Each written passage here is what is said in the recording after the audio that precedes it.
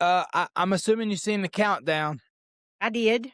Okay, so we're recording right now, but it doesn't necessarily mean that we'll use every single thing that we're recording. Okay. Is this live or so it's not? It is not live. Okay. That When are you that gonna way, post go ahead. when are you gonna post this? As soon as we get done, I'll Okay. go and edit it the best that I can, and then I'm hoping I can get it out tonight, if not first thing in the morning. It's Okay. not I'll have to get always. It really kind of depends on how long we talk because the okay. longer the video, the longer it takes them to download it, and then they check for certain things. Um, and then sometimes they get it done kind of quick, and sometimes it takes them.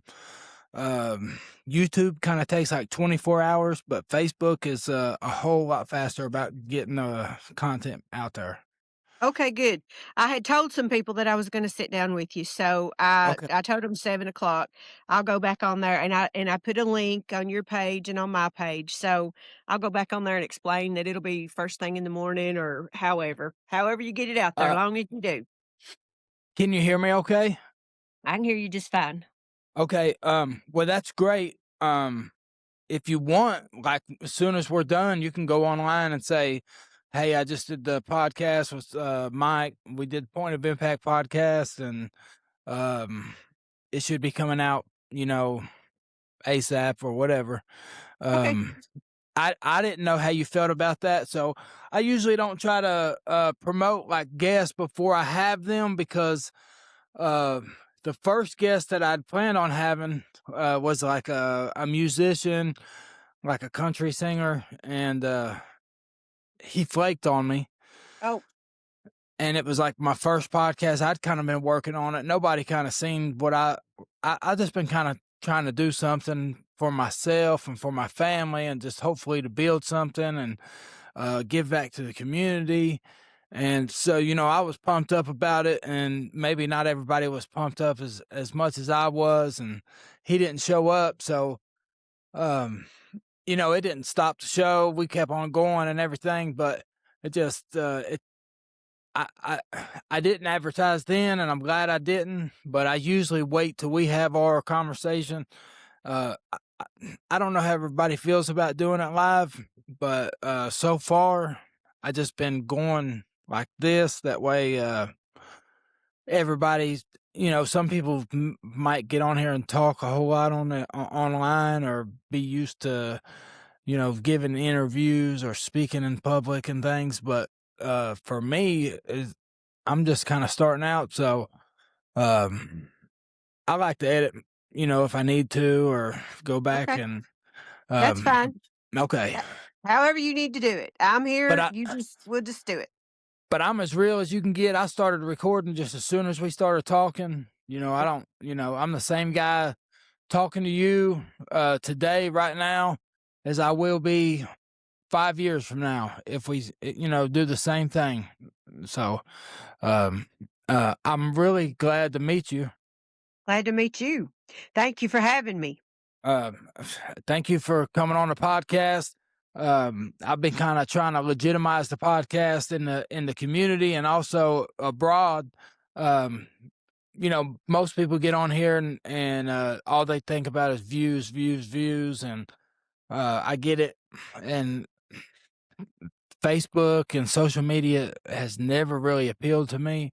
And then I tried to start this podcast, and uh, it's almost addictive getting on here because you put a video out, or you say something, or maybe something's important to you, or thought comes in your head and you think it's clever or whatever, and you want to share it with somebody else. And it's only natural to go back and want to see what other people think about it, or you Gotcha. know whatever. But um so I've been away from technology for a real long time, and social media, I never did it. So I don't worry about like getting the followers and doing things for views, or trying to be like extra, or be somebody that I'm not. I just kind of think if I be who I really am, and do the things that I believe in and talk to people that I think are interesting and important, and just stick to the script and be myself. Um, I think it'll grow, and if not, then at least I'm being true to myself, and really that's all that matters. That's right. That's exactly right. That's how I got where I'm at is just being curious, okay? Um, you you have to pick things apart and you have to ask questions and then you have to accept the answers, whatever they are. Um, and it's hard sometimes. I mean, I on this journey that I've been on, I have found things that I found really hard to believe, and so I verified those things, and then I verified them again, and then, some days you gotta back up and think, "Okay, now that I know this, where do I go next?" I will tell you one thing, and I don't know what your spiritual situation is, but when I started this journey 7 years ago, this looking at things that were going on in my community that I didn't know anything about. Um, I was not really interested in um, trying to make change. I just wanted to know why there was partiality in the way that the law is enforced. Why do you arrest one person for doing something that 40 other people are doing and let them go? That was what I wanted to know. And that journey, one step at a time, with getting a little more information, a little more information, a little more information, has brought me where I'm at today. And so, what I'm saying to you is, keep taking that step. You know, get whatever information you got to have to move forward. Think about it, process it. You don't have to go fast. I mean, I know in today's world we're taught to be speed demons and race car drivers, but I mean, hey, us old people get in the game too sometimes. Yes. And we have to just trust that the Lord is with us and that he's for us and that he's in us and that he'll guide us because the Bible says the steps of a righteous man are ordered. Well, for me, I need railroad tracks, okay? I need God to lay me down a railroad track, keep me on it. But I can I just want to give him the glory for this because he's let me see things that I should not have seen. And he's given me information that I could have never gotten if he didn't drop it right in my lap. And then I had a women's group that I taught in one time, and those women, they had found out horrible things about their spouses and their boyfriends, and they just had a hard time. And I said, listen, he gives us his truth because that's his weapon and because he loves us. So all I have to offer is truth. All I have to offer is truth that I've verified. And all I can say is I would have never found out half the stuff I found out had God not said, look at this, Jeannie. Look over here, Jeannie. What do you think about this? And so you just trust God and let him direct your path and give him all the praise and glory along the way. And he'll help you. And I liked your uplifting and growing statement that you made. Build people up. We don't have to tear one another down. That's craziness. And a lot of people have tapped into the hate in America. A lot of people and the division. And boy, they work it. Oh Lordy, I'm seeing it myself firsthand. Um, we don't have to play with them. We don't have to. I don't have to engage with you. If you're mad and you're trying to just trip somebody up and you've got a narrative, I kind of had that happen to me today. Work it, baby, is what I say. But I don't have to get involved. I don't. So anyways, I probably said way too much there, but I wanted to be sure I gave God some glory. Absolutely. Feel free to say anything you want, and you know, you don't have to worry about anybody judging you here. This is a safe space for you to talk and express yourself and your thoughts, and you know, just be the person that you want to be, or say the things that you would have everybody hear you say, kind of like in a long form conversation, Okay. however long it might be. That way, sometimes when we're making a video, we got like 2 or 3 minutes to try to fit everything in, and that's kind of hard to do. And then you got to make 2 or 3 videos, and sometimes people don't have time to look at all the videos, or uh, I mean, you know how life is. You know, you're I working, you do. got kids, and everything else. So, I, feel free just to take all the time you need, and we're here to listen. I mean, this is the floor is yours, and I haven't got a chance to introduce you yet, um, and I'll do that whenever you're ready. Go ahead. I'm good. Okay. So the sheriff race in Laurel County has been heating up, and we have 4 fine candidates running for sheriff. We have Rick Kaufman, who is rumored to have a warrant out for his arrest. I don't know how true that is, and I don't know how much of a candidate he really is. Maybe he's just a disruptor, or maybe he's serious, and that's his way of thinking outside the box. I'm not sure yet. We have a former major, Mr. Robbie Grimes, and our current elected sheriff, Mr. John Root, which we all know he's been around for a long time. And last but not least, we have our fourth and final candidate, and she's my guest tonight. She's a newcomer to politics. She's went from being a concerned citizen to doing more, and she put her name in the hat for sheriff because she believes that she can make a difference in the community. And tonight is her opportunity to tell us how she plans to do that. And ladies and gentlemen, Miss Jeannie Baker, how are you? I'm good. I'm good. Thank you. That was awesome. I've been watching your videos, and they're pretty amazing. Thank you. I mean, I didn't set out to try to be amazing. I don't even feel amazing is the truth. I just set out. Well, let me back up. I spoke to the candidates. Now, I didn't know Rick Kaufman prior to starting this campaign. I've spoken to Rick a couple of times. He seems like a very nice guy.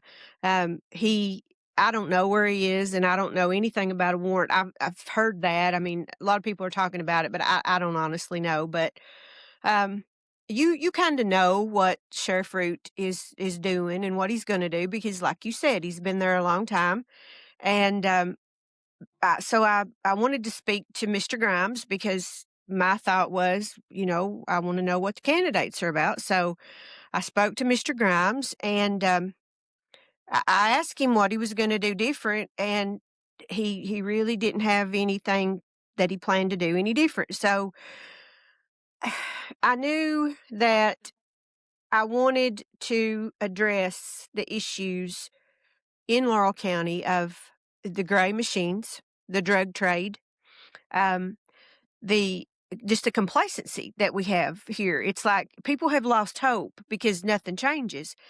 And I wanted to tell people my story because I felt like a lot of people did not know that we live side by side with organized crime every single day.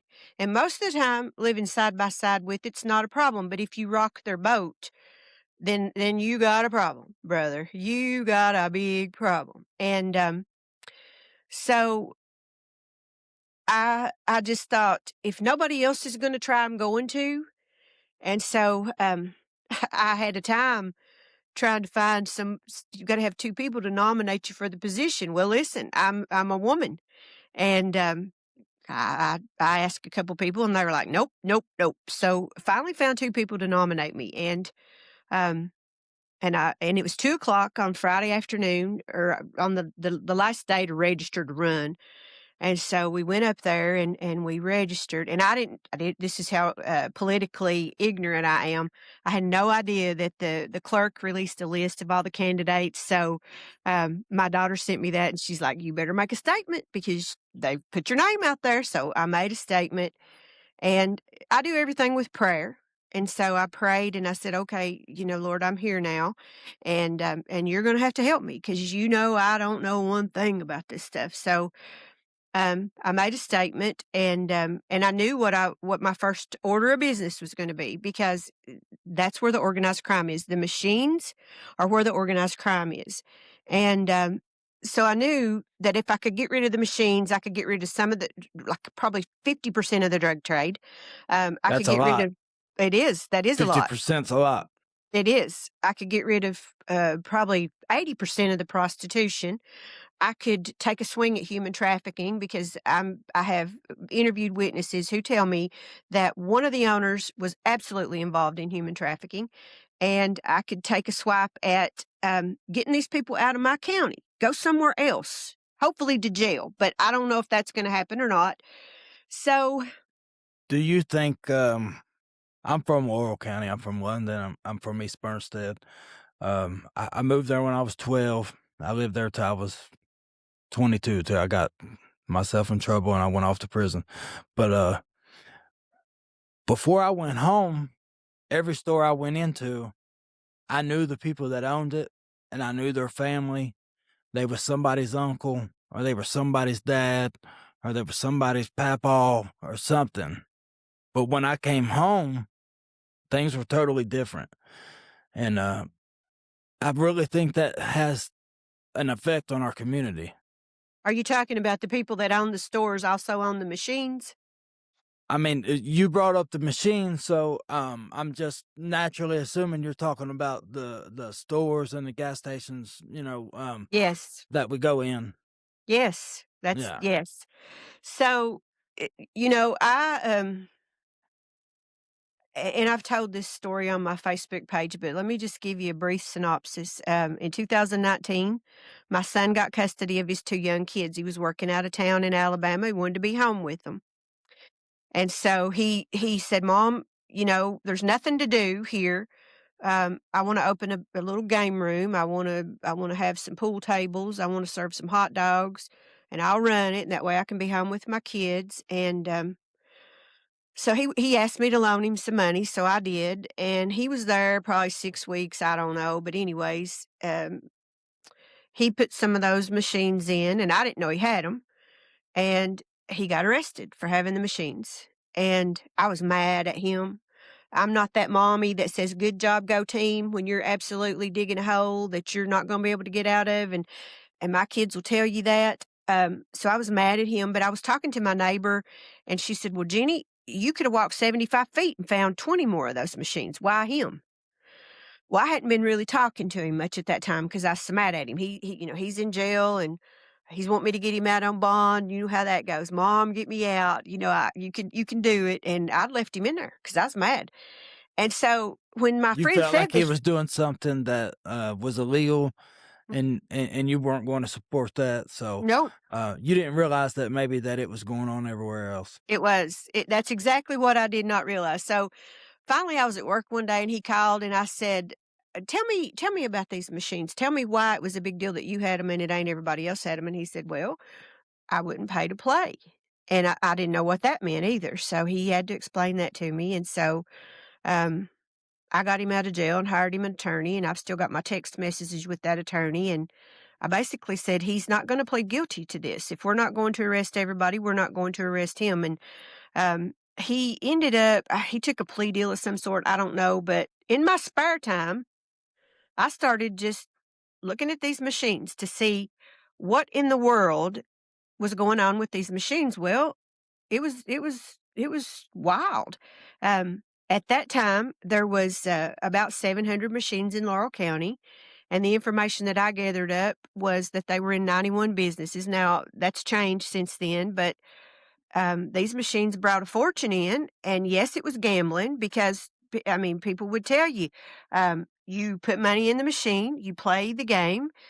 If you win, you go tell the cashier at the store, "I want to cash out." They come back there, print a ticket.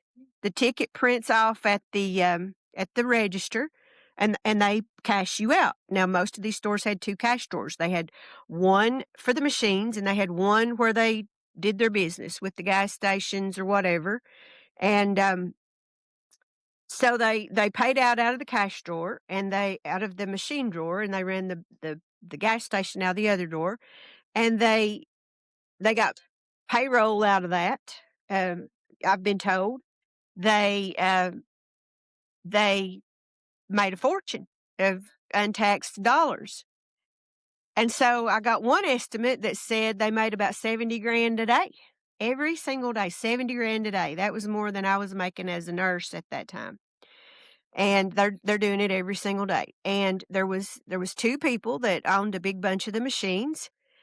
And so I started looking at them, one in particular, more so than the other one, but then I found the other one, and yeah, I watched these people buy up property in Laurel County for 7 years. I watched them buy huge swatches of property.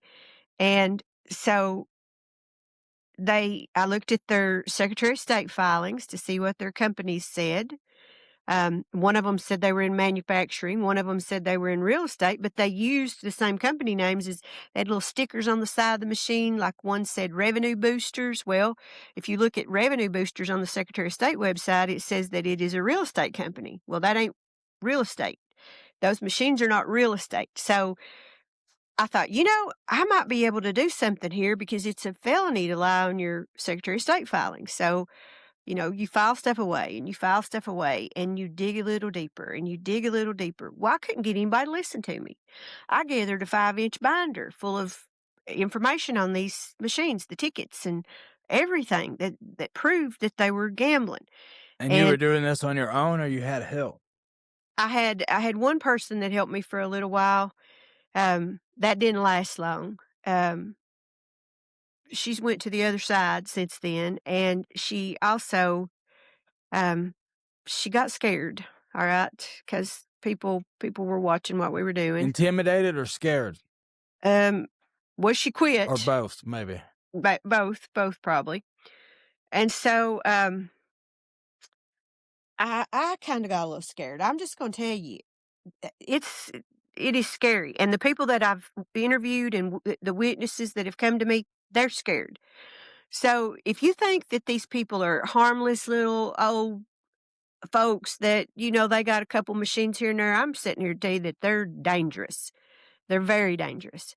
I interviewed a woman today who worked for one of these people for years, and I mean, the anxiety was just rolling off of her. She was clenching her hands in her lap, and she cried about 3 times, telling me things that had happened to her. And so, I would work on it a while, and then I'd take a break, and I'd work on it a while, and I'd take a break because I was finding out more and more. It's honestly hard to believe. It's hard to believe. And so as I got more and more information, um, I thought after she quit me because she was scared and I knew I was scared, and um, I went to the Attorney General of the state of Kentucky and I said, "Look, I have all this information," and it was Daniel Cameron. I'll just tell you, it was his office. It wasn't Daniel that I spoke to, but um, they weren't interested. They just were not interested, and that's just the truth. So I kinda gave up for a little while, and, When you say they weren't interested, is that what they said? They just said, "We're what not interested," or, yes, um and we have to realize prosecutors have a lot of discretion about what they prosecute, and what they don't, what plea deals they make and what they don't, and so our local prosecutors, um, have said they ain't interested in prosecuting this, and Sheriff John Root has said that. So, um you're kinda stuck. If the prosecutors don't wanna do their job, you're stuck, I guess, but for me, that don't mean I don't do my job, and that don't mean that he don't do his job, and I've said that. You still you do the job you're hired, and if nobody else wants to do the job they're hired for, then you can say that, but you don't quit doing your job because nobody else is doing theirs. So, I kinda put my information aside for a little bit, and, then the election year rolled around. And so I wasn't really paying attention. And my husband's cousin was running for mayor. And so he had called my husband up and asked him if we would help him. And my husband had kinda told me to stay out of local politics. Well, then one of his daughters called me up because I have computer skills and said, you know, "Would you" well, she didn't call me up, she messaged me, "Would you care to help us design a logo or maybe, um, help him design a billboard, a T-shirt, something?" So I did that, and in the process of that, I read all the statutes about what the mayor's supposed to do, and I looked at the other mayor candidates, and, uh, there was a new guy in town, and I didn't know much about him, and so, he he called my friend in there that had been helping me, who's not my friend anymore, and he told her a cock and bull story, and it's a cock and bull story because I verified that it was a cock and bull story. Who told Um this story? it was Mr. Weddle who told the story. Our mayor He of London? Yes, yes.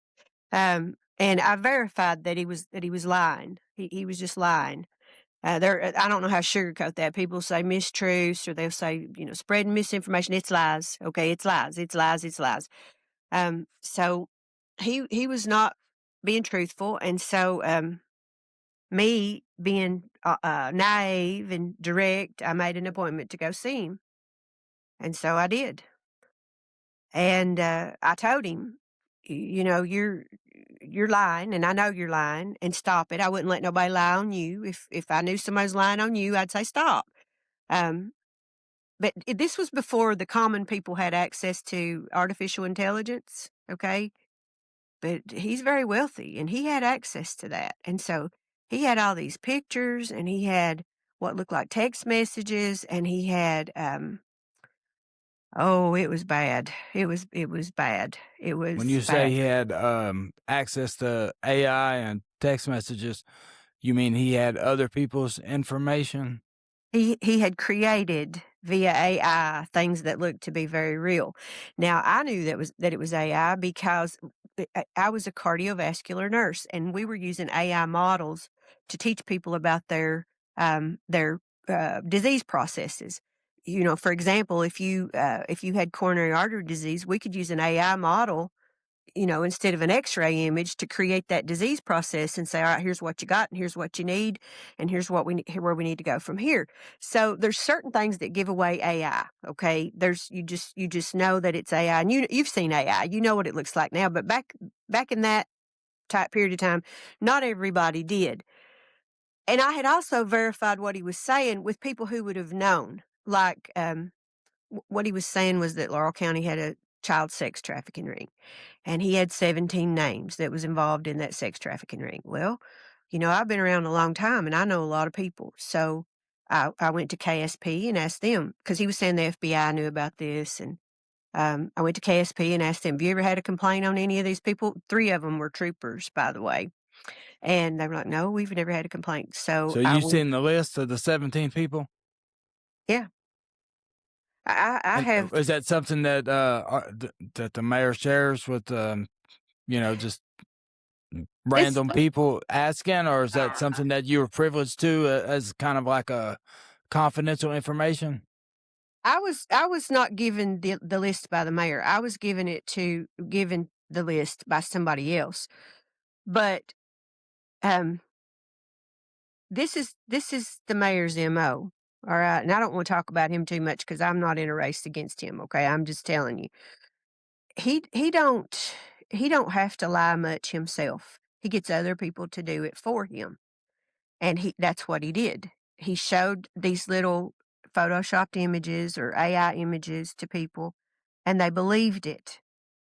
And then they spread the lies for him. And um the girl that had helped me, she spread the lies. She still believes it. And it was so easy to just go say, "Is this going on? Is this really happening?" Um, the superintendent of the Laurel County Schools at that time was one of the names. Um, 2 of the city council members was on that list. So what actually, what you're referring to is, some kind of document that was made to No, look real with some names on it, no, using AI? no, this was the names that he put out there. These were the names that he put out there. He had images of these people supposedly in these acts, okay? Oh, okay. But you can do a primary source verification on a photograph or a video. Okay, you know this from what you do. I can share it a million times, but there's a primary source. Okay, so I did primary source verification on some of these images, and they were all false. Every one of them. They were fakes. Okay, so he, he, I told him while I was there, I said, look, if you want to talk about corruption in Laurel County, I can tell you. Here's where the corruption is. And so I started talking about the machines, and I gave him some names, and he listened to me, but he was very skeptical, and at the end, he threw me out. So, When you say threw you out, do you mean like he asked you to leave in an aggressive way, or not he just aggressive. kind of He just kinda put it told me in? that my time was up, Okay. and so I left. I mean, listen, I ain't mean, I'm not confrontational, I'm just direct, alright?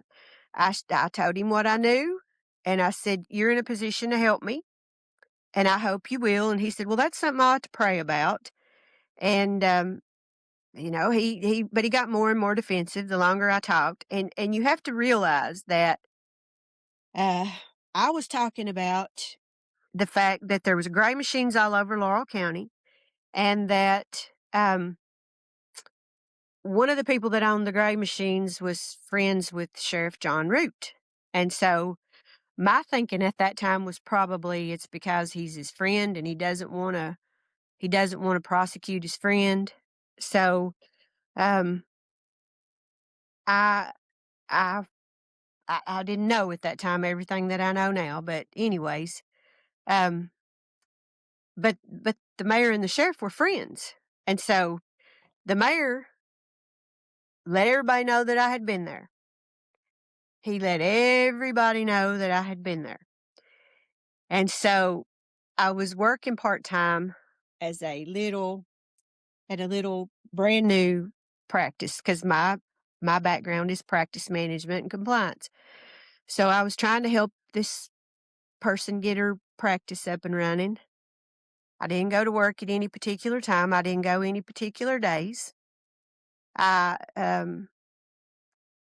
really just came and went as I pleased. When she called me up and said, "I need you to come down here and do this," I'd go.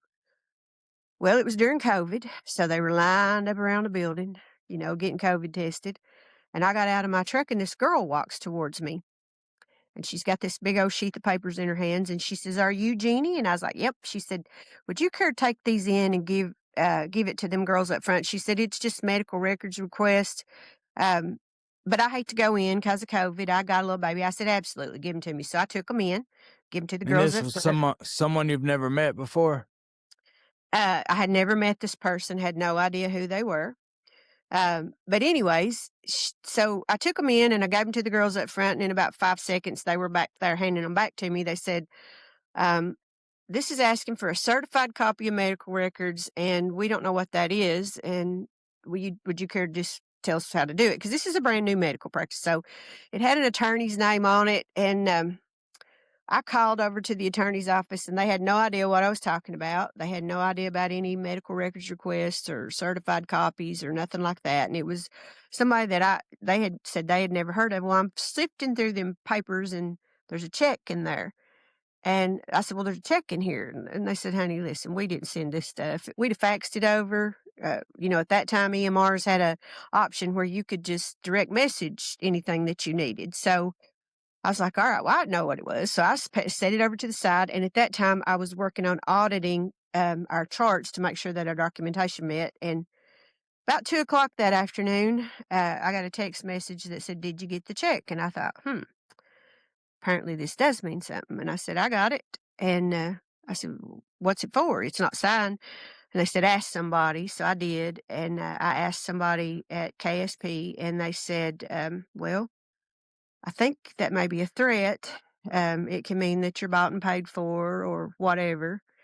And the check was from Spur Oil. And so I just kind of tucked it away. I still have the check. And But this When person you that I say was bought and paid for, that means that, that they could make something happen to you, or that, if you do anything, they're gonna be controlling it, or what do you it know was what that open meant? it was open to interpretation, but Okay. But it the was definitely person something that was meant to, make you think about what you were doing in the next little bit. yes. Well, um, and it was about that time that I thought and, you get paranoid, alright? You get paranoid when you're poking around in something where you really don't have no business, and I'm human, so you get paranoid, so I thought I might have been being followed, so I got my husband to get me a dash cam, and, there was a white pickup truck that followed me right smart with a big old bald guy in it, and, sometimes he wore a baseball cap, but, he followed me, and then, there was, like, somebody was sending my husband pictures, from a texting app of me, and, somebody was texting me pretending to be somebody else, and, And so none I of this I had happened before you had mentioned of before you had come forth with the information that you had and things, and, before then, you never got any weird texts like that or Listen, had honey, I've led the most boring life. June Cleaver probably had a more exciting life than I have because I've never had any trouble getting along in the world. I mean, I try to help somebody if I can. As a nurse and a practice manager, I did help a lot of people, and I'm pretty proud of that. Um, I I was one of the first people in Southeast Kentucky to get a degree in cardiac ultrasound. So if you had something, a mitral valve stenosis or mitral valve prolapse or, anything that had to do with your heart, I did your ultrasound. That was part of what I did. And, I found so much valvular heart disease and I found one cardiac cancer, which is unheard of. I mean, I just helped people if I could because that's my nature and I still do. probably saved some people's lives along the way. Well, I was very blessed to work with some people that I mean, fabulous, fabulous doctors, who just really poured water and fertilizer on anything I wanted to do. If I wanted to learn how to do something, they sent me to do it. I had one guy that made me learn how to fly a helicopter. I mean, honestly, if I wanted to do it, and I really didn't want to learn to fly that helicopter, but he gave me the opportunity, and I thought, all right, I'm gonna do it. So, um, Right. You might and only then get that one opportunity to do it.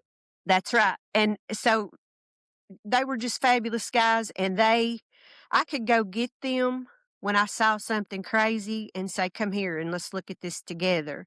And they would come where I was and they would help me, and they took me I went to the Mayo Clinic a couple times, 3 times, I think. Um, I mean, I've just been a blessed human, but I've been boring. So nobody had any reason to follow me. Nope, nobody had any reason to send me a blank check. Nobody had any reason to feel threatened from me, except that I spilled my guts to this guy who was lying on people that I'd known for years. And I knew he was lying, and I confronted him, and I got myself in all kinds of trouble. Okay. Um, and now that name's out there. A lot of people ain't gonna wanna hear this because they just cannot simply believe that he would do something like that, but he did, and I know he did. And, um, I thought I probably ought to go talk to my friend. This was before I realized that he had already talked to her. Well, I went to her house, and her husband came outside with a sawed-off shotgun, told me he'd blow my guts out, that I needed to leave, so I left. Don't gotta tell me twice, buddy. That's you pointing a 12 gauge at me. I'm out of here. See you later.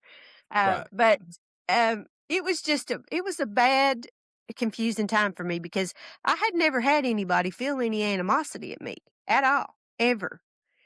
And so the girl who brought me the check, I guess she got to feeling bad because I was driving one day and my phone rang and it was from a number that I didn't know, and she had called me and she said, "Listen, I was the one that delivered the check to you," and she said, "I just want you to understand what you're dealing with." and she gave me names of people that these people have arranged to be murdered. Now, I'm not going to tell you those names because I do not want this girl to be in no danger. And if I tell you the names, then they'll know that she's the connection. But this is not some little side gig that's harmless. These people are protecting $1 million lifestyles, and they don't care what they have to do to protect it. And I found that out. I found that out the hard way, um, because I started. If you're going to poke me, if you're going to send me a blank check and you're going to follow me, you're hiding something that you don't want me to find. And um, I'll go back to my faith here for a minute. Um, I'm not a spring chicken, all right? I have a blessed hope that if I die, I'm going to go to heaven. And so, you got a couple of options. You can back up till you back yourself off the cliff, or you can just run towards the thing and trust that the Lord will let you fly. So for me, I mean, I just thought, well, I can't back up no more. So I'm just going to go back to doing what I was doing. And so I did. And so I talked to some people and I told some people what had happened to me and what was going on. And, I talked to, two KSP officers, one of the other candidates for mayor and an attorney. And, they kind of roundtabled what we could do about what was going on because, I mean, if you got to lie to get yourself elected to a position, you probably don't need to be in that position was my thinking. And I had no idea why he wanted the position, but, I just knew he was lying and it wasn't just about that. He lied about his residency and some other things, but, he was good friends with Sheriff John Root, and he was good friends apparently with some of these other people that own the machines, and I know now that probably, he came to town because of corruption. He came to get a piece of that action, and he may or may not have been successful. I don't have any idea, but, uh, he sure did make me live hard for a little while, alright? Can I just say that and it be okay? I lost friends. My husband almost divorced me because, um, it's hard to believe this story, and especially when somebody's sending you pictures of your wife. I mean, And you're saying that they used, like, AI to use, like, computer generated, technology to make it look like you were doing things that you weren't actually doing or being in places that you weren't actually being in, and sending them to your husband? mhm. Yeah. So Um, so, I started poking around again, just going into places and sitting down and playing the machines and talking to people, and I didn't ever play long. I mean, I'd spend a couple dollars, but, what I was trying to do was just see who was there, see if I could make friends with anybody in the store, see if they would talk to me, see if they would explain the process to me that proved the illegal gambling. They did, it's easy. If anybody would have ever looked, if anybody would have ever tried, um, it would have been so easy to bring these people to justice, but nobody did. Nobody but tried. they've been busting game rooms for years. Well, they busted my son's game room, and I know of one more. Now, I'm not sure about this, okay? Somebody sent me this other day that they had busted Tim's Pay Lake for having a machine. I honestly don't know if that's true or not, but I do know that they arrested Adam, and I do know that there was probably 10 or 15 deputies, and there was 3 news crews. There's 3 news crews called to go with them to this arrest.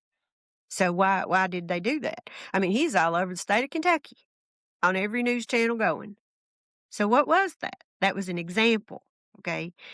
And you can connect the dots however you want to. I mean, they'll listen, if you set anybody else down in law enforcement and said what happened, they'd say, "Oh, there was drugs." There was no drugs. There was no drug arrest made there. They said they went because there was drugs. There was no drugs.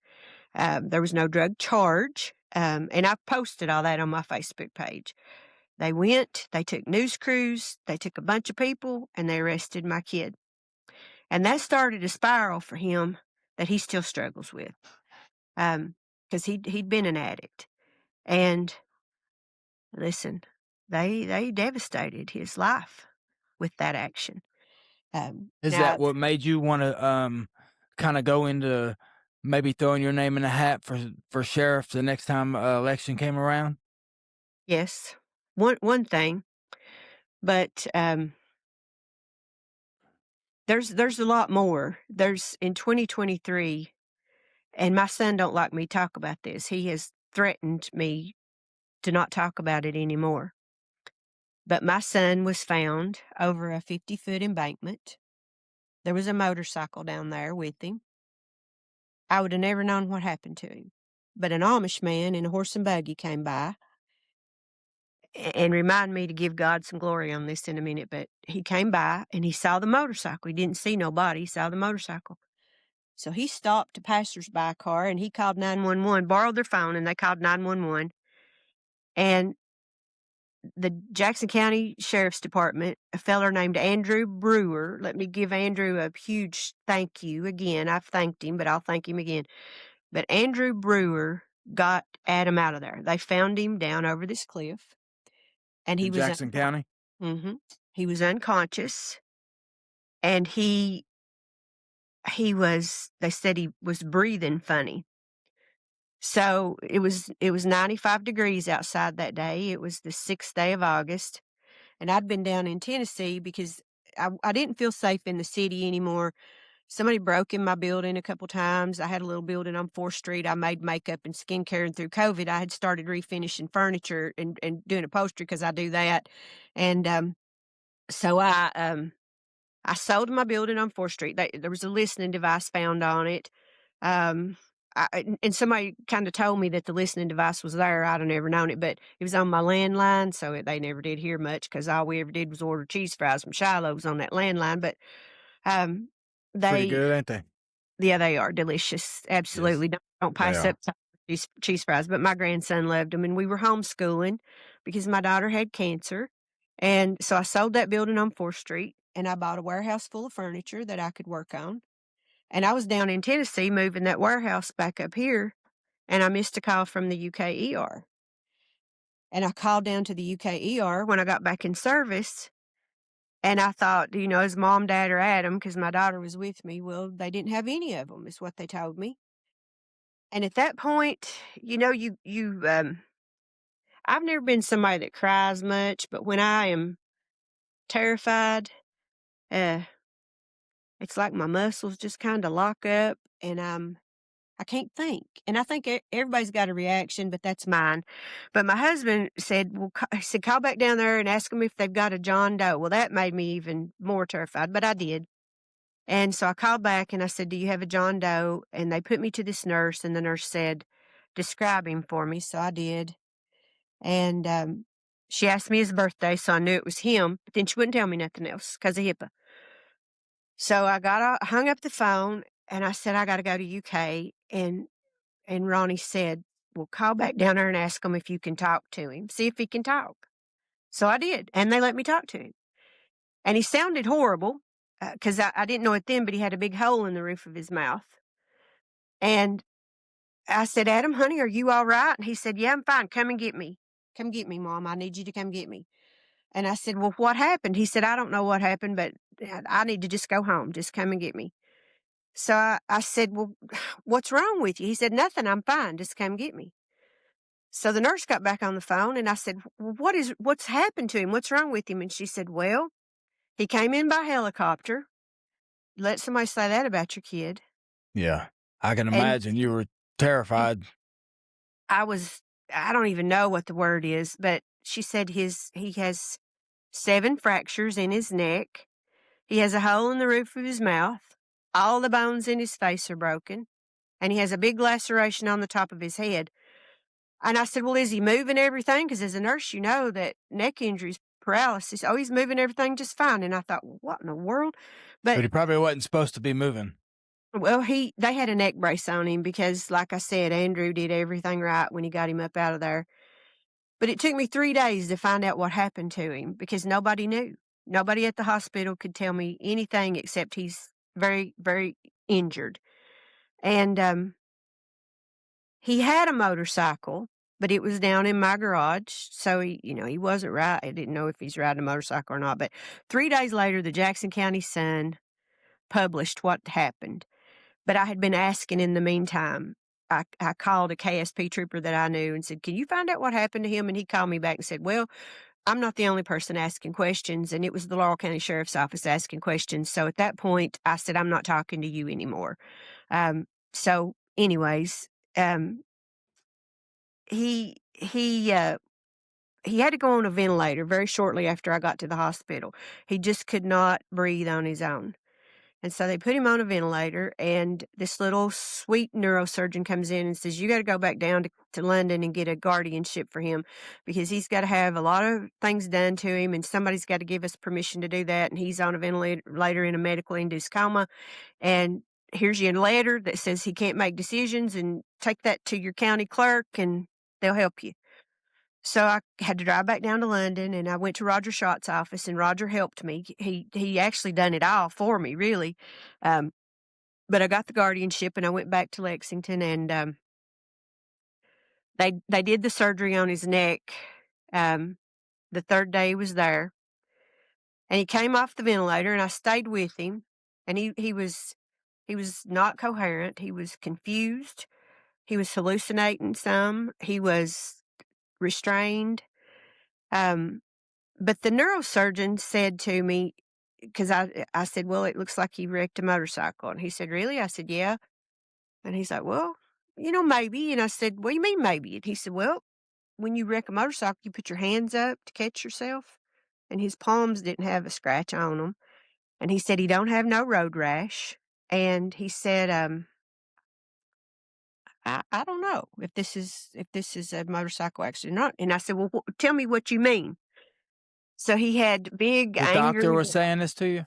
Mhm. He said he had some it looked like somebody had drug him because he had big, angry red, you know what hickeys look like hickeys. Well, he had those under each arm on both sides, and, the way that the Like fractures a were in rug his. burn. Well, it was, yeah, like a rug burn, exactly. And so, he had, he had this laceration on top of his head, his eyes both got black later, he had this hole in the roof of his mouth, um, so he said the fractures in his neck weren't like compression fractures, they were twist fractures. You know, I mean, there's ways that you can tell whether something is what it is or ain't, and, You mean like someone was trying to maybe do something to him, twist his neck or, um, yeah, something like that. well, I was so mad at that point that I couldn't think. I don't know if you've ever experienced blind rage where you just want to tear somebody limb from limb. I have, and, it takes a minute to get over that. It exhausts you, and it, compels you to action, but, um, Adam had to go back on the ventilator because he got MRSA. He got MRSA pneumonia, and he had a couple of big needle marks in each AC in his antecubital space, but he's never been an IV drug user, and I documented all that. I took pictures after I talked to the neurosurgeon, and, I, um, I started thinking about what can I do? What can I do? What can I do? Well, my first thought was to ask Adam. What happened? What happened? And they had told me, you trigger memories because like they do this neuro check every day, and they ask you who you are, where you're at, and what the date is, person, place, and time. If you're oriented to person, place, and time, then you're good. And if I told Adam what day it was and where he was good. He could process that. So I thought I'm gonna jog his memory a little bit. So they woke him up to do his neuro checks and turned off his Diprovan, and so I asked him. I said, "Adam, did somebody try to kill you?" And he opened his eyes and looked at me. and didn't say nothing. Well, I had been giving him a pencil so he could write, and so I had given him the pencil before I started talking to him and, put a piece of paper there where he could write, and, he didn't say nothing. He closed his eyes, and I said, "Adam, did somebody try to hurt you?" Well, he started trying to write, and I said, "I can't read that. You have to just tell me, did somebody try to hurt you?" And he nodded his head, "Yes." So, I had to sit down. My knees got weak, and, one of the pictures that these folks had sent my husband was me and my son together. So, I thought, "I'm gonna find out who this is, and, I'm gonna see that they're brought to justice wherever this trail leads."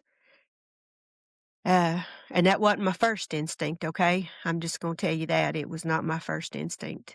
But that was the one I landed on after I asked God to help me and forgive me and take care of my child, and He had already taken care of him because I I have a story on my Facebook page, you can go look at it. I was up on a mountain at 6 o'clock in the morning in Tennessee praying and listening to a podcast, and, it was a preacher that I listened to all the time, and I got dizzy because I was hot, and I had been walking really fast because I was so nervous, and it was up a mountain. I don't know if you ever hiked to Rainbow Falls or not, but I was hiking to Rainbow Falls, and so I was hunkered down on this trail trying not to pass out, and there's a ridge over in front of me, the sun's coming up, and this preacher said, and he's been dead for 50 years, so it had to be God talking right to me. He said, "Listen to me." He said, "God is as faithful as the sunrise. He's as faithful as the sunrise, and He loves your children. He loves them more than you do, and He's more concerned about them than you are, and you can trust God with your children." And I had just been praying for my child, so I knew. So I thought probably the best thing that I could do was to let God help me instead of trying to fix this myself. You understand what I'm saying? Yes, ma'am. Okay, so I um I waited until Adam was off the vent and I asked him again, and he wouldn't say nothing. He wouldn't say nothing, he wouldn't say nothing, he wouldn't say nothing. So I started backtracking, and I ended up with some names, and I gave those names to several people. I gave them to an ATF officer that I know. I gave them to the FBI, I gave them to the DEA, I gave them to anybody, and, a lot of people are calling me a rat and a snitch. I am a rat and a snitch if you mess with my child or my family. Yes, I am. If you wanna fight with me, come to me, don't go to them, because they ain't done nothing. I need to say that because, a lot of people, they wanna put that blame somewhere else, but it wasn't nobody but me, and, um, I shook the shit out of a couple people. I can tell you that because I did. I went to their house, and I shook them till their teeth rattled, Well, there's something and about having kids that'll make you a parent do anything in the world to keep them safe. yes. So, uh, the ATF officer actually found one of the people, and, they watched him some, and, they charged him, and he passed away before he went to trial.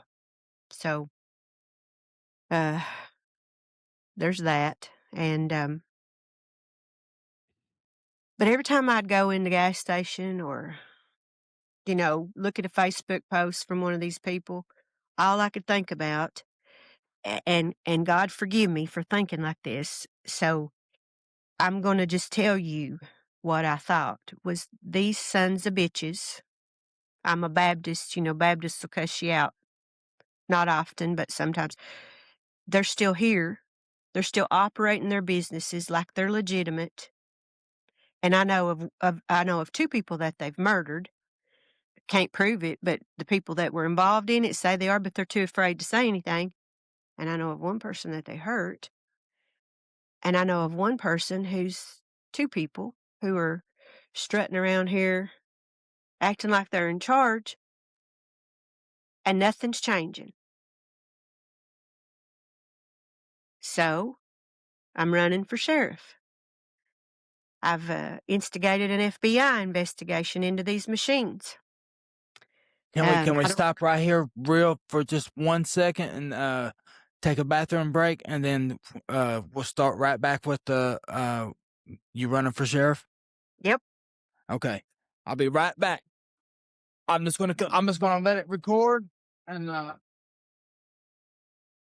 be back in 1 second.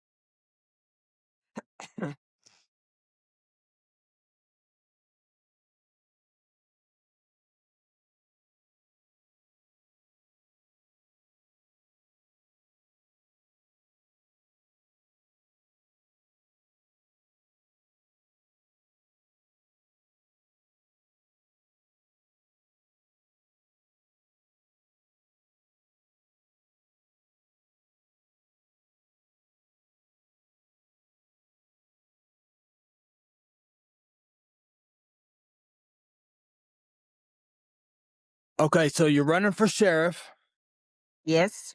and, I've come up with some questions for you, but I'll go ahead and let you, take off from where you left off, and, Well, I mean, I've told my story about how I got here, and I've and I'll tell you, the Lord's kind of pushed this thing along because um, the first statement that I put out there was, "This is the first thing that has to be addressed here, and it's the gray machines." And I've heard Sheriff John Root say, "Well, we have to store them in a climate controlled building, and we can't get a prosecutor to prosecute them. So, when you tell me what the problems are, then I'm gonna try to find solutions for that. If there's an obstacle to getting these things out of here, let's see what we can do." So my thought was, all right, I'll lock them up right where they said. I'll buy me a big wash tub full of locks, and I'll put a lock if there's a door and where they are. I'll put a lock on the door, and I'll put some crime scene tape on it, and I'll lock them out, and I'll charge them storage. I mean, if we got so to you're store them, saying you'd shut the whole business down? well, if they're out in the open, I will. But if not, like most of them are off in a little back room. So I can put a lock on that little back room door, a police lock that only I have the key to, and I can put some crime scene tape there, and there they are. We've locked them up in this climate control building. And in 2023, House Bill 594 passed, and that said they're banned. The machines are banned, and that was codified into law to take effect January 2024. And then there was a couple of people challenged the constitutionality of the House bill. So um, one company's taken it all the way to the Supreme Court. But in September of 2024, the Attorney General issued guidance that said, "Enforce that law. It's the law. Enforce it. It's the law." Nobody still did anything. So when he issued that guidance, one of the things that he said was, "Listen, I'll support you. Tell me what you need." So when I decided I was going to run, I called the Attorney General's office and said, "I'm Jeannie Baker, and I'm running for sheriff, and I read your guidance on this, and it says that you'll support me. Define support. Tell me what you'll do to help me, because I'm hearing that none of the prosecutors around here will prosecute that." And they said, "What do you think you need?" "I think I might need a special prosecutor." "We can do that. There's a process. We'll email you." So there's my next obstacle. All right. So I started saying, "I'll do something about it." And honey, people laughed me to shame because I think they bring this up every election year, and then the machines go away and the machines come back. And then 7 days later, the FBI rolls up with cease and desist orders. And the cease and desist orders say that you have till February the 20th to respond that you've gotten rid of your machines, or we're going to refer you to a federal grand jury for racketeering charges. Well, that made me mad. I mean, I don't ever get a slap on the wrist when I'm doing something wrong. Let somebody stop you for speeding, you're going to get a ticket. You're going to go to court. I didn't like that. So I made me a little Facebook video about how this was racketeering and tax fraud and money laundering. And I talked about shell companies and um, lying on your Secretary of State filings and piercing those corporations to open them up to fraud. And next thing I know, a couple people got a racketeering summons to a federal grand jury. So Were these politicians or were these owners, owners, business owners in the community? mm-hmm, yes. Um, so it still didn't make any sense to me that nobody in law enforcement had ever tried to do anything about the big owners, but they were trying to do stuff about the little owners. So, one thing logically leads to the next for me. So I wondered why they would not. Well, since then, two witnesses have come forward and told me that, these officers around here basically got anything they wanted out of one of the owner's stores. And then they said that it got to be so much that they decreased it to one drink and one meal per day. But the other owners, the witness that I've been talking to, she says they got gas, they got cigarettes, they got anything they wanted. So I said to the people in charge of this investigation, why are we not asking if anybody gave a stand down order to not to not enforce this law, and if anybody ever got gratuities?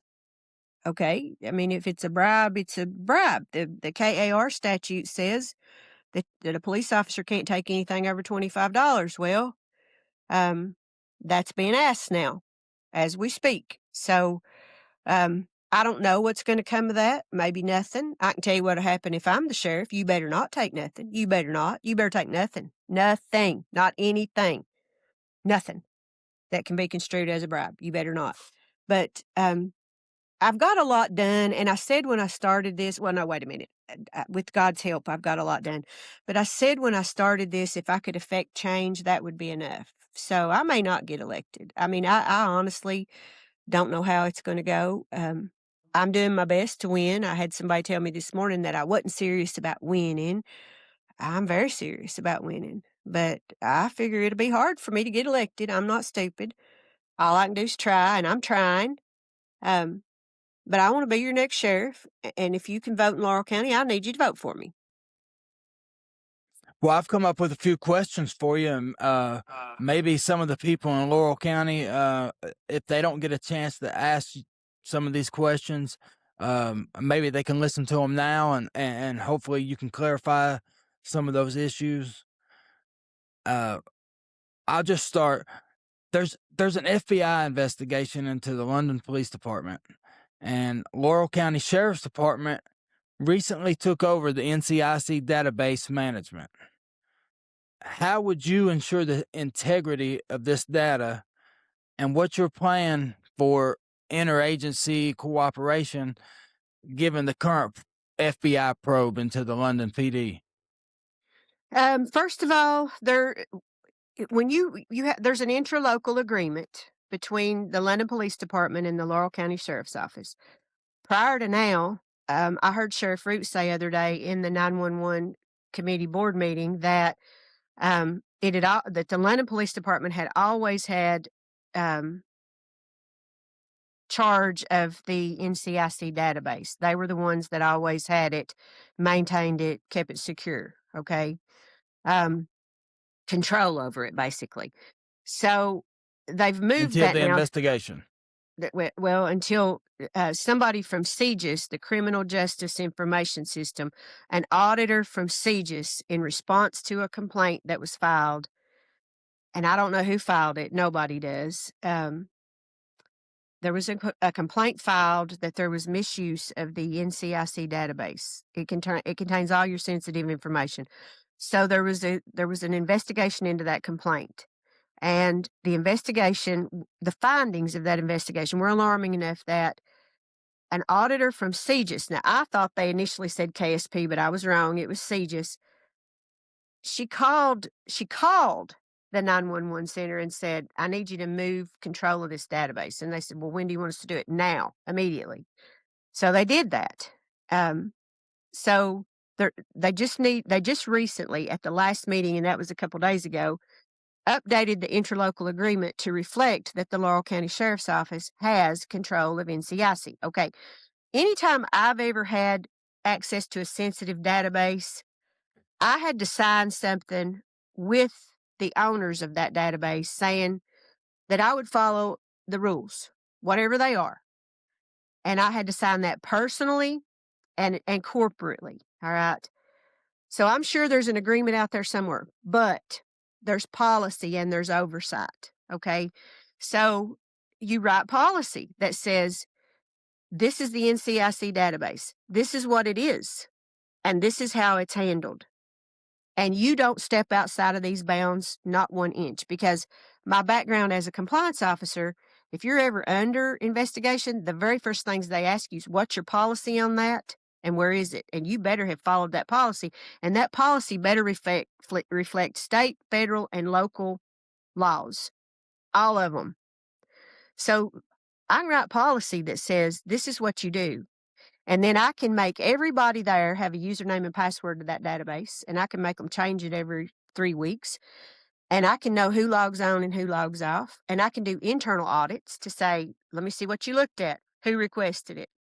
Who requested this NCIC check?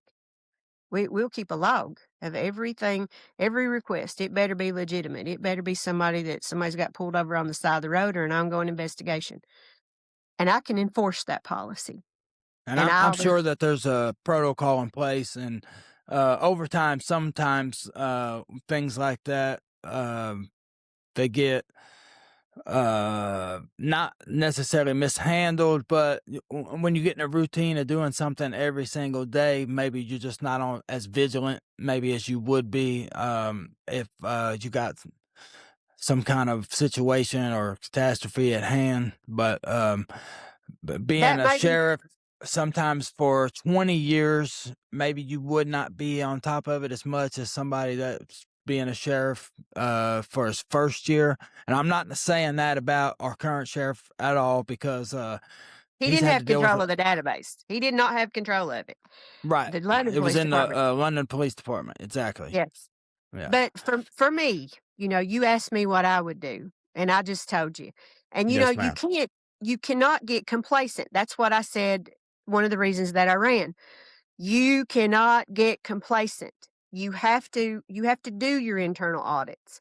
You have to do your due diligence. You have to make sure your policies reflect current law. And that's what I did for 20 years. And I was billing the federal government for medical visits. Listen, those investigators came to London and they looked at every cardiologist here. You remember that? You remember when the FBI and the OIG came to London, Kentucky, and they went to CHI and they went to every cardiology practice in London? I was the practice manager for one of those practices. Okay. There was a I cardiologist from every other practice that went to jail. My doctors did not go to jail.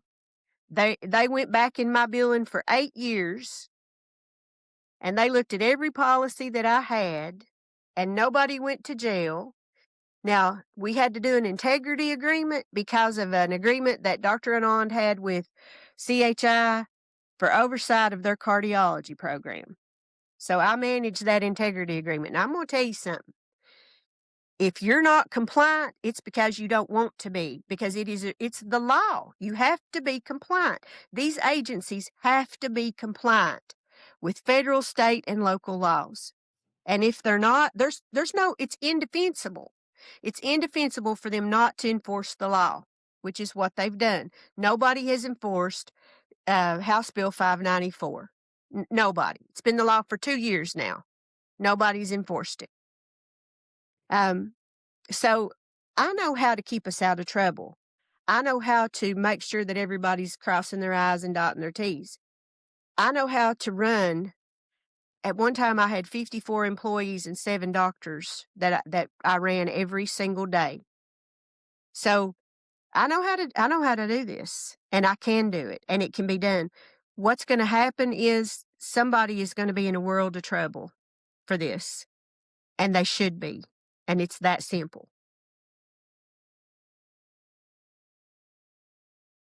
The Doug Harless case.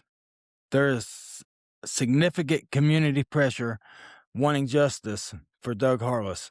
And following the 2024 incident where there was an officer involved shooting and an innocent man killed because of a tragic mistake, how will you rebuild trust with families who feel that the system failed them by going silent? I have been raised to own my mistakes. I feel like everybody ought to. And it don't matter who you are or what you're doing. But let's backtrack for just a minute, all right? This is a problem with law enforcement partiality, okay? They considered that this weed eater, because it belonged to a county judge or was on his property, I don't think it was his weed eater, it was his nephew's weed eater, but they's all over that. It was a weed eater. All right. If that had been my weed eater, they'd wrote me up a police report and told me I'd probably never see it again and shake my hand and go on about their business. They'd do the same thing for you. This goes back to partiality, and it simply cannot be. There's no big I's and little U's. Are you So, saying that man lost his life over a weed eater? well, didn't he? I'm not familiar with all the details of the story. I do know that he lost his life, and I know that they had a mistaken address. The address was wrong, and they had showed up at the wrong house. But I do not know all the details, so I just hate to Okay, speak well, on let me something that tell I you don't the know. details. And I've not said much about this because I did say a lot about it when it first happened. I mean, it's not a tragedy. It's beyond a tragedy. It is mind bending that this could have happened. Um, First of all, it was a weed eater. Okay, it's a weed eater. And second of all, they're at the wrong address. And third, there's probably I mean, I don't even know how many people were there, but I watched the video from the house next door, and it looked like there was 10 or 15 people out there, all from law enforcement. Um, the city was out there. I mean, what in the world? How many mistakes do you have to make? First, you're way too overzealous about this weed eater. That's the partiality in the law enforcement. Second, you're at the wrong address. All right. You're sneaking around in the dark at midnight. And the guy, I mean, listen, if you come to my house at midnight and surround me and try to kick my door in, you're shot. You're shot. That's And who could that's blame you? that's a constitutional right in the United States of America. You have the right to defend yourself and your property. These Absolutely. people, and the people that did this, they're no different. They are no different. And then they shot him, and they didn't just shoot him one time. They shot him multiple times. And then somebody, I don't know who this was, but in the video you can see there's a big feller out there, and I have no idea who it was. It's dark, but somebody comes and gets him out of there. I mean, what in the world were you doing? Mm. And why in the world do you think it's okay for you to not look at this family and say, "Oh my God, I've made a mistake. And what can I do to make this right?" What kind of world do we live in that people can do something like this and nothing happens? Nothing at all. No investigations, internally. And if there is, well, I can't comment because it's an ongoing investigation. I got a pasture down here full of bulls, and you know what? I step in stuff all the time. And that's what this is. And, the KSP's had this case for a long time. It didn't take this long to do this. And I'm sorry, it did not take this long to say the man, there was a weed eater missing. There was a warrant issued for that weed eater. It belonged to somebody that we feel is fairly important in the community, and he's a sweet, sweet man. Um, but I'm going to be real overzealous about this, and I'm going to go out here and I'm going to kick butt and take names. And that's what they did. And that's a problem. And it's a huge problem. And I admire Tracy Hanley because she at least sent a letter over and said, "Give us an update. Give us an update." I mean, this hiding things from the public or is just wrong. It's wrong. And that's why we have people that are afraid of law enforcement. They don't go to law enforcement because they don't get no help. They're threatened to be arrested with trespassing and criminal mischief and everything in the world if they go to law enforcement for help. But if you're somebody that's well recognized in the community, they're overzealous for you. They'll absolutely go out on a limb for you, but they Well, wouldn't do that for we me. have communities around London, such as like East Burnstead, that are just filled with people that don't have a vote or don't have a voice in the community because it's saturated with felons that don't have the ability to even vote or have a voice for uh, the people or the things that's making an impact on our everyday lives. I mean, London, Corbin area, Laurel, Knox, Whitley. It's among the highest in the nation for convicted felons per capita for the amount of people that we have here. So, I mean, you take Well, half the tell me, county away. tell me why that is when we let organized crime live right beside of us. How'd we get all them convicted felons and let the organized crime go? I've asked that question many times. And why do we punish somebody for the rest of their life? I mean, I thought our criminal justice system was such that, um, okay, if I get arrested and I go to jail and I get a sentence and I serve that sentence and I get out of jail and I'm on probation for X amount of time, I'm off probation.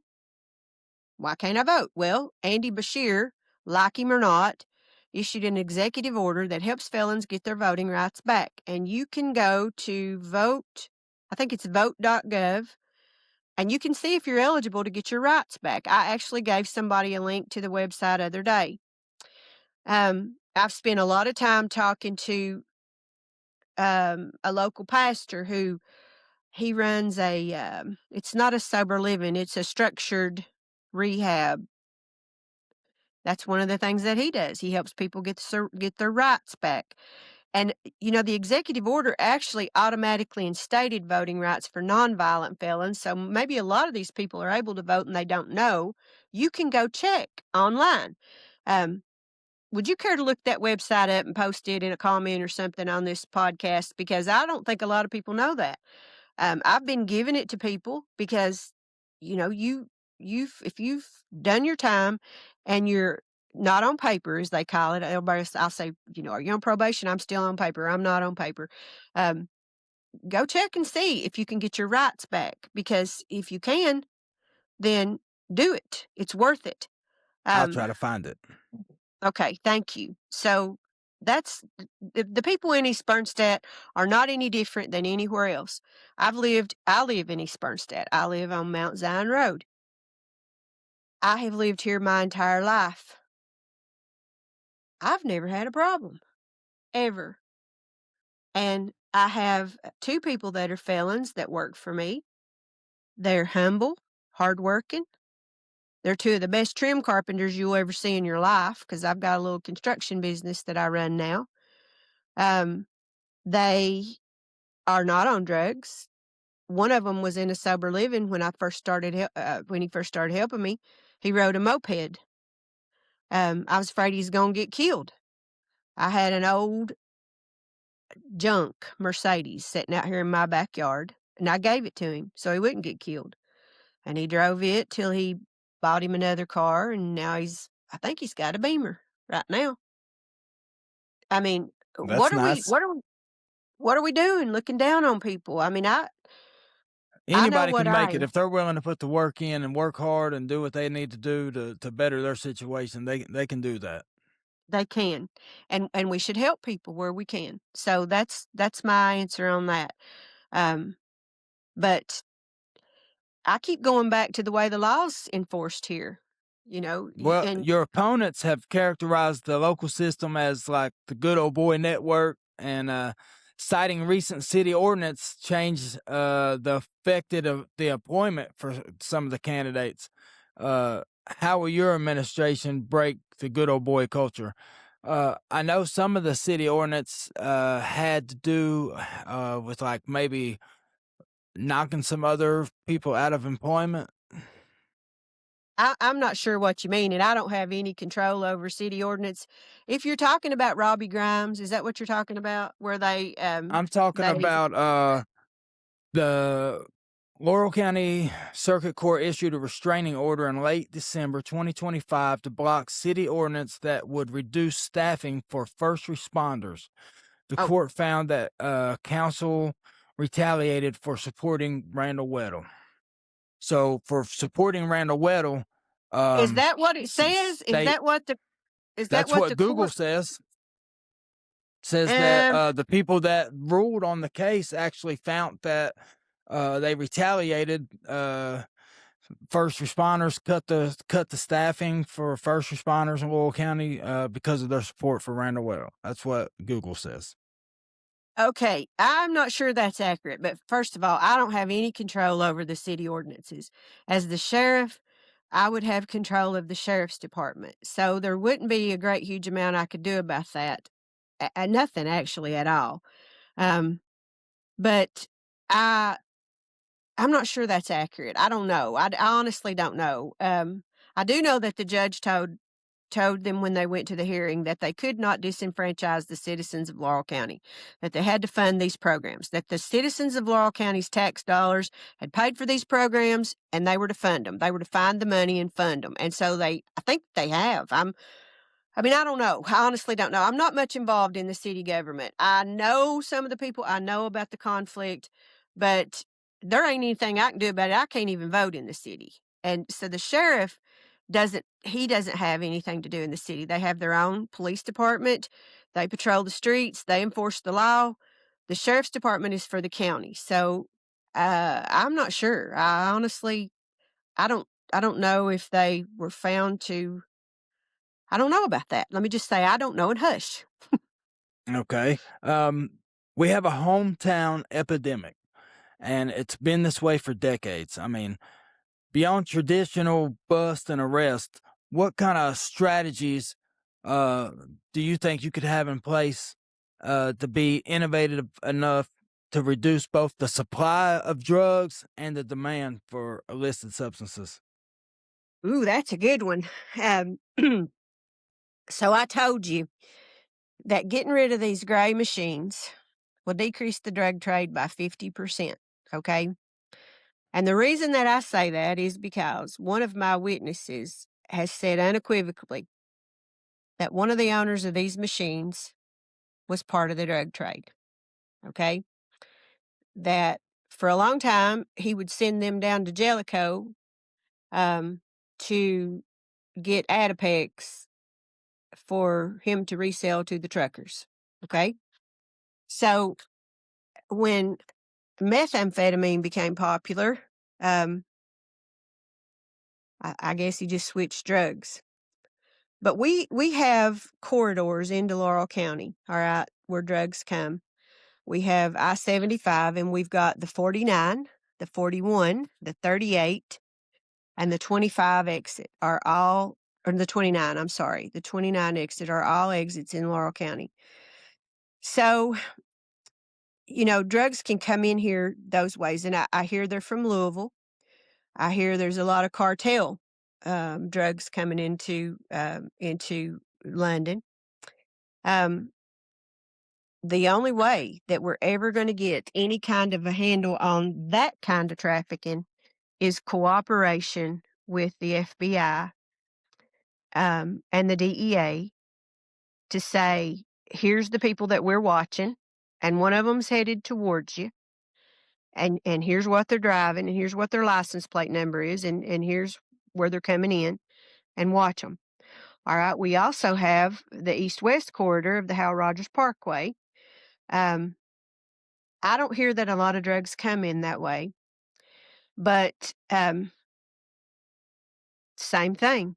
We have to cooperate with the federal authorities who have the information on the cartels.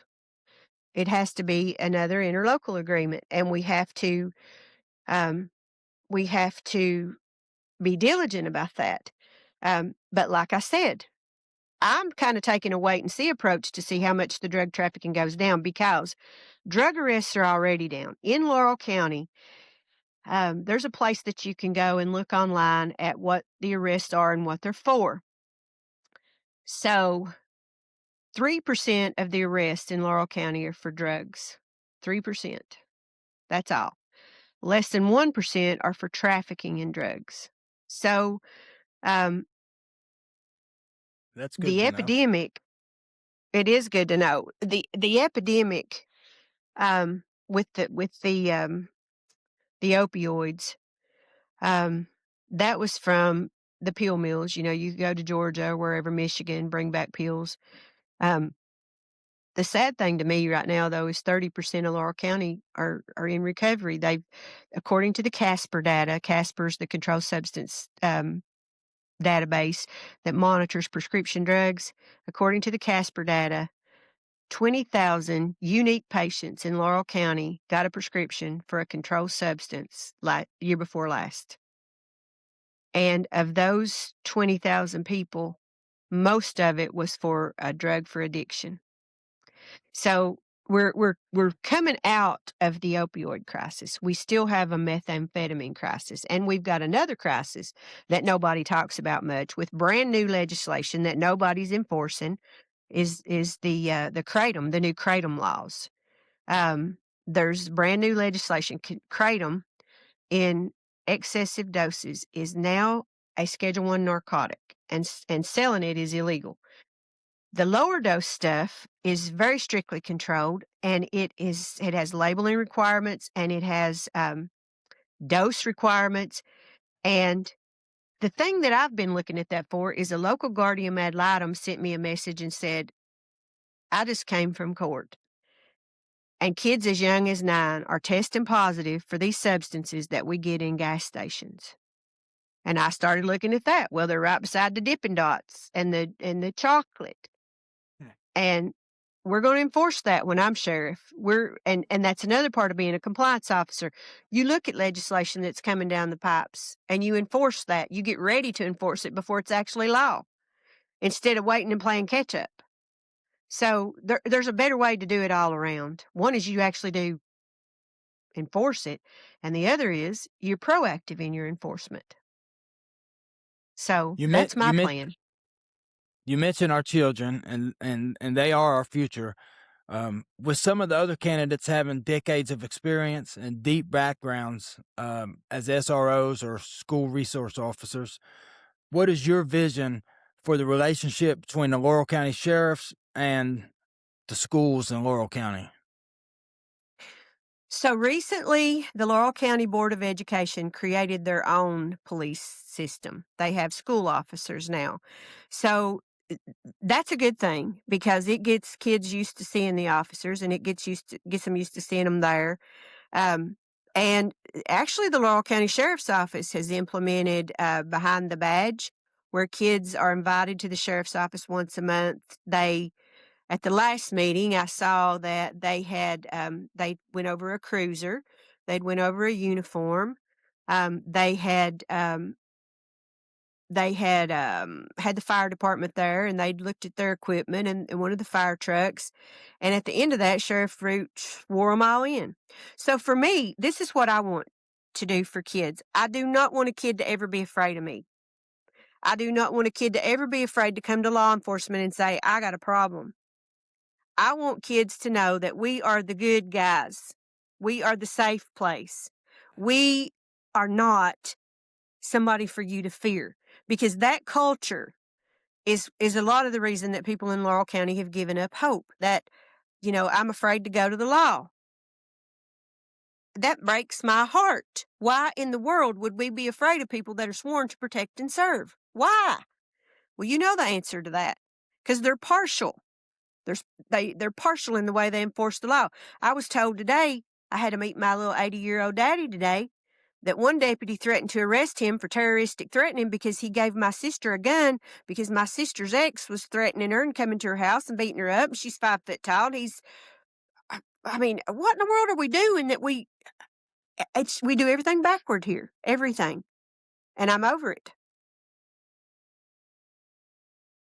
I think the Major Robert Grimes was talking about bringing Dare back to the schools if he got elected. I think that'd be a great idea for anybody that gets elected. I don't have a say in the election. I'm an unbiased platform for all the candidates. And my goal is to have all the candidates come on here if they want to or if they're willing to, and to tell their side of things, and um, just to let people know what they stand for and get some clarity on some of the situations that's going around in Laurel County. Um, and I really And you appreciate you. should do that. You should do I, that. You should do that. And I want you to do that.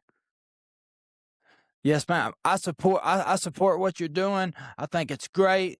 Um, I think you're a good person. I think your heart's in the right place. I think you want to help, and I think that um, you've grown up here and you've lived here your whole life. You've worked, and you just want the best for the county that you live in, the people that you've grown up with, and for our children and our grandchildren that's coming up in the same county. Yes. So, um, hats off to you for doing that, and for being brave enough to stand out and do something that not a lot of people would.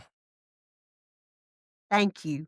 Thank you so much. One last thing I want to say before I go, because this is important. Um, whoever we elect, whoever we elect for Laurel County Sheriff, I want the citizens of Laurel County to remember that person works for you. Your tax dollars pay their salary. Every deputy on that force, your tax dollars pay their salary. They have no good reason to not help you. They're sworn to protect and serve. Require it of them. Use your voice. If something doesn't sit right with you in how things are handled, don't just roll over for that. Fight back. Because if we don't, we end up backing off the cliff anyways instead of running off of it. And, And and, that's and that's the way you're doing it is admirable, and it shows people that just because that you don't believe in what's going on right now, you don't have to do anything that's going to break the law. You don't have to do anything that's going to get yourself in trouble or that's going to cause harm to anybody else, other than maybe some hurt feelings or some insecurities or whatever. But even if social media is the only voice that you got, you can come on here and voice your concerns. And whether you might think it or not, people are out here listening and they want to know what's going on in the county that they grew up in, the county that they live in, that they work in, that they pay taxes in, that they support the businesses in. Um, so, uh, absolutely. Absolutely. Shine a light on it. Shine a light on it. Let everybody see what's going on. This ain't some secret society. This is where we got to live and work and raise our kids. And we should never, ever just tolerate things because they're there. And especially when it's hurting our community. And, I'm telling you, I don't have one personal thing against Mr. Grimes or Sheriff Root or Mr. Kaufman. Nothing at all. I just think, well, I know I can do a better job at this. I know I can. I know I can. I can do a better job than what's being done. And two of those candidates, just like you said, they've been in law enforcement a long time. And I've just asked over and over, why don't you do something about this? Why don't you do something about this? And so far, I've not heard a good reason that nobody did anything. And now, and I said this other night, and I know it's made a couple people up. It's upset a couple people. What's had to happen is we've had to have the federal authorities come in here and take over our county and do the job.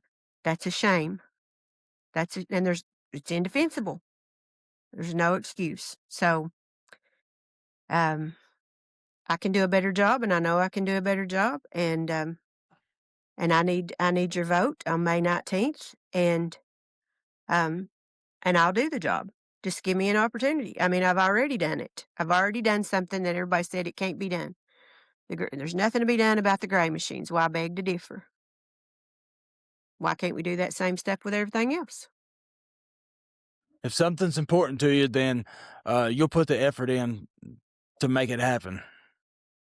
Yes, absolutely. Absolutely. Law enforcement has been struggling nationwide with staffing, and some people's hollering, defund the police, defund, this or that or whatever. I'm not a fan of defunding any kind of police officers or first responders or any of that. They need all the help and support that they can get. I just hope that whoever wins, and whoever gets elected for sheriff, that they go after high quality individuals. They look for people that's going above and beyond and that want to be deputies and homegrown, so they're not looking to leave, for higher paying agencies and things that want to be here in our surrounding counties and keep our families safe.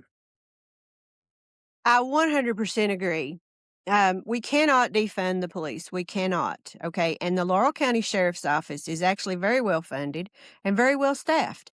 Again, if you go to policescorecard.org, that's policescorecard.org, you can look at any police department in the United States and you can look at Laurel County Sheriff's Office and see how they stack up based on other counties that are close to us. All right.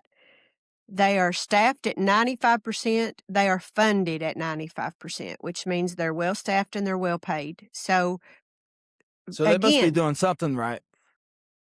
well, no, that just means the fiscal courts give them everything they need to do the job. The fiscal court's who funds the sheriff's department. And that brings me back to my original question. Why then are we not doing something about organized crime in Laurel County? If we're well staffed and we're well funded, why are we not doing it? We have 7 unsolved murders. I mean, we can do better. We can do better. I can do better. I'm going to put somebody looking over those cases. 7 murderers walking among us can't be a good thing. Hmm. 7 No, families I that don't wouldn't know think who so. killed their loved one. I mean, there's just there's a better way to do this, and the way that we have now is not it. And like I said, I've already affected some change, and I'm going to keep asking hard questions. But I hate to think what I could get done with the full authority of the badge. I hate to think if I've stumbled around here in the dark and, you know, instigated an FBI investigation into organized crime, if I would have had a badge and control of that department, I think I could do a way better job and it would not have took me 7 years and I would not have needed the FBI to do it for me. I mean, if I've heard, well, this one's touting his record and that one's touting his record. Well, if your record is that the FBI had to come in here and do your job, I probably wouldn't say much about my record. It's just the truth. And I don't know how to be more direct about it or sugarcoat that, but that's how I feel about it. I wouldn't I wouldn't say if it ain't broke, don't fix it. That is one of the things that I've heard. If it's not broke, don't fix it. And one of the other things was getting back to the basics of community policing. Have you heard that? That's exactly what I'm talking about. That is exactly what I'm talking about. But again, I don't know who you heard that from, but if it's one of the candidates that say they've been in law enforcement for 28 years and 16 years or ever how long, why didn't you do it? You were there, you had the badge, you were sworn in. Why did you not do it? Because it did not get done. Did it? I guess that's something that could. There's crime in Laurel County, but there's a lot of people that's answering for that crime also. Does every crime get solved? Of course not. But do I feel safe to take my family to a restaurant? Yes, I do. So I can't say they're not doing anything or that they're not doing their job. Um, all I can say is that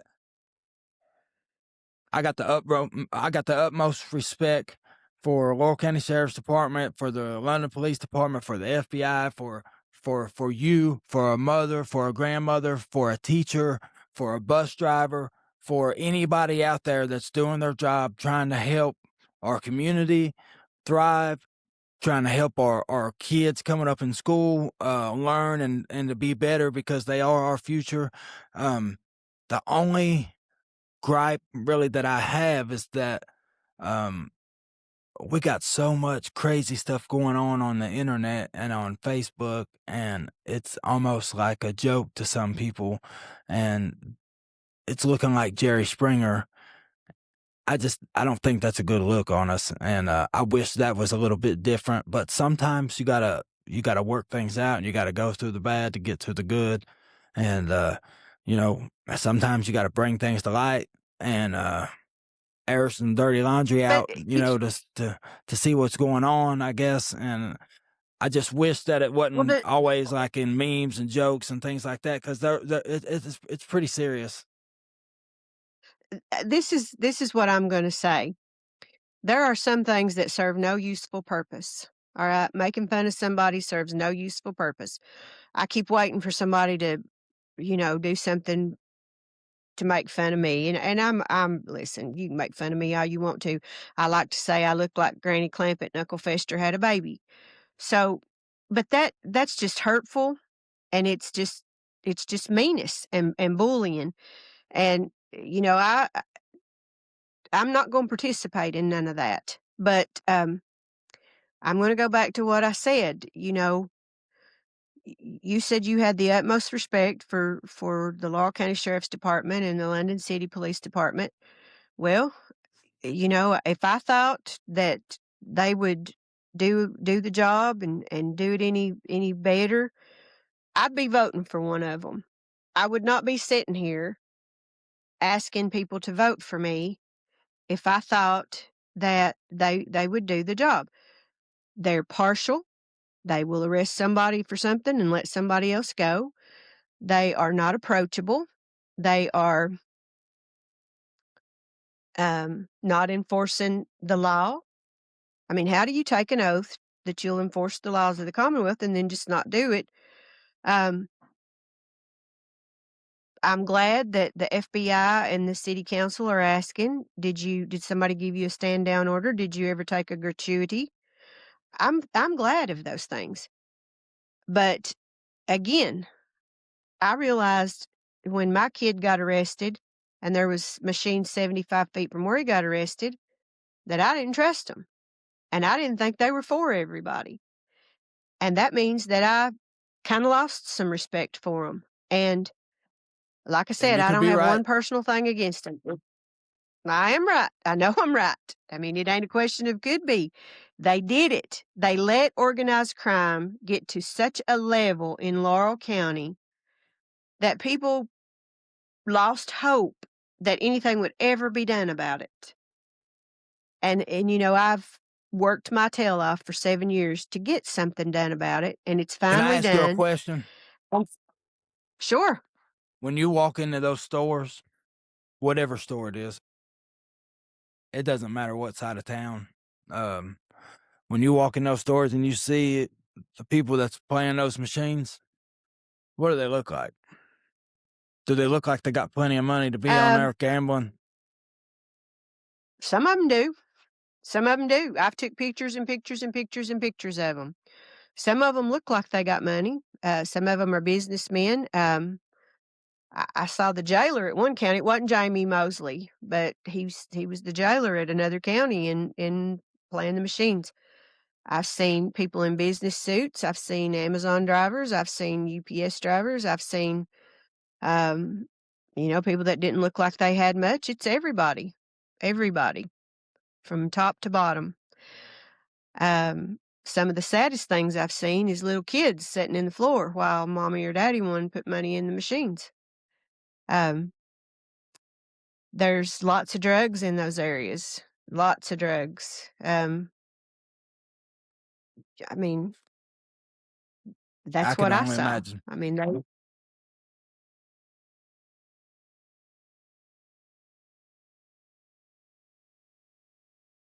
Jeannie, phone is gonna die any second. okay, I think mine is too. It's been a Okay. blast talking to you, and I really appreciate it. Um, my phone's about to die too, so I'm gonna go in here. I'm gonna put it on the charge, and as soon as it gets charged up enough, I'll start running it through the edit, and it probably won't come out till in the morning. But if I can get it out tonight, I will, and just be looking for it, and I'll try to put it out in the best light that I possibly can. And I honestly, truly wish you all the luck in the world. Thank you so much. Have a good Yes, evening. ma'am. You too. Have a good night. Bye. Bye-bye. Bye.